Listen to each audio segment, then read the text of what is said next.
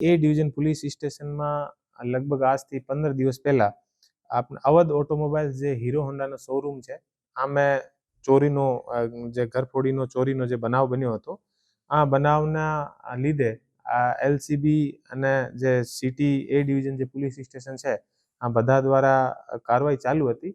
આ દરમિયાન city A division police station દ્વારા પોતાની જે ટેકનિકલ રીતે અને હ્યુમન ઇન્ટના રીતે અમે વધુ જે જાંચ કરીને અને આગળ અમે વધ્યા ત્યારે અમે જે ગુનો છે આનો ડિટેક્ટ થયો છે. અને આ ગુનામાં જે આખી ગેંગ હતી, આ એક નેપાળી ગેંગ છે. અને આમે જે ટોટલ જે છે 5 આરોપી આમ ગેંગમાં હતા. અને આ જે ગેંગ હતી આ સ્પેશિયલી જામનગર ચોરી કરવા માટે આ ગેંગ આવી હતી.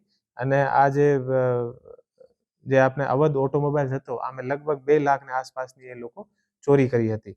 આમાં જે મુખ્ય જે આરોપી હતો, આનું નામ યતીન પ્રવીણભાઈ સિંદ્રોજા, એ અત્યારે અંધેરી વેસ્ટ મુંબઈમાં રહે છે.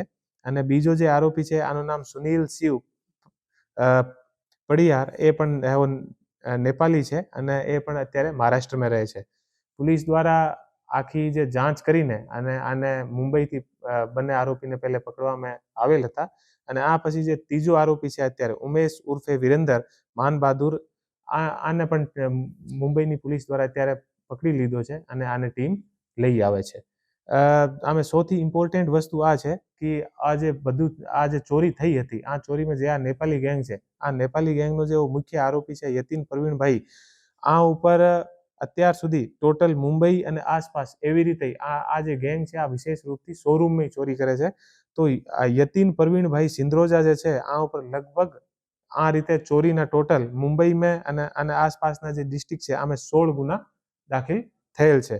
અને અત્યારે જે ઉમેશ આને જે મુંબઈ પોલીસ તરફથી આને લઈને આવે છે, આમે સૌથી ઇમ્પોર્ટન્ટ વસ્તુ હું તમને એવા કહેવા માંગુ છું કે આ જે ગેંગને city A division police station પકડી હતી, લગભગ 8-10 દિવસ આખી ટીમ જે બહાર રહી હતી, આ ટીમ દ્વારા આને પકડ્યા પછી મુંબઈના 2 ગુના જે ત્યાંના હતા, આપણી પોલીસ આને ડિટેક્ટ કરીને આપ્યા છે. તો સિટી એ ડિવિઝન પોલીસ અને પીઆઈ ચાવડા દ્વારા બહુ સરસ રીતે અમે કામગીરી કરેલી છે. અને આપણા જે જામનગરમાં ચોરી કરવાવાળી આ ગેંગ અને મુંબઈના પણ 2 ગુના અમે ડિટેક્ટ કરીને અને એક સરસ કામગીરી કરી છે. આ બદલ પણ હું સિટી ડીવાયએસપી જયવીર ઝાલા અને એને ચાવડાને હું બધાઈ આપું છું.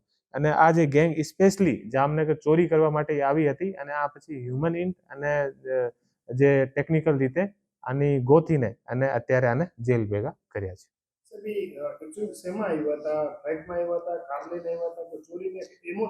એ લોકો એવી રીતે આવે છે, અલગ અલગ કોઈ કે નોર્મલી એ લોકો ટ્રેન જે છે અને બીજી જે બસ છે આને પ્રિફર કરે છે. અને આમે આવે અને અલગ અલગ રીતે એ લોકો આવે અને આવ્યા એક પછી ભેગા થઈ જાય, રેકી કરે અને રેકી કર્યા પછી એ લોકો રાત્રિના વિશેષ રૂપથી આ જે ગેંગ છે, આ ગેંગના મેક્સિમમ જે ગુના છે શોરૂમ ચોરીના છે. મુંબઈમાં પણ જે ગુનો કર્યો છે એ પણ ત્યાં પણ શોરૂમ ચોરી નહીં હતા. સ્પેશિયલી આ ગેંગનો જે ટાર્ગેટ છે આ નેપાળીનો એ શોરૂમ ચોરીનો છે.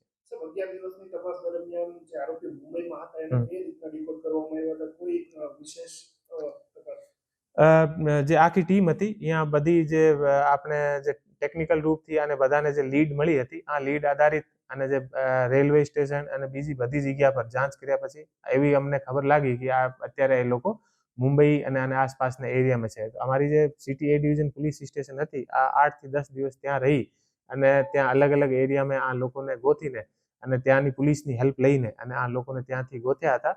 અને પછી ત્યાંના પણ 2 જે ચોરીના જે ગુના હતા એ પણ સિટી એ ડિવિઝન પોલીસ દ્વારા ડિટેક્ટ કરીને આપ્યા હતા.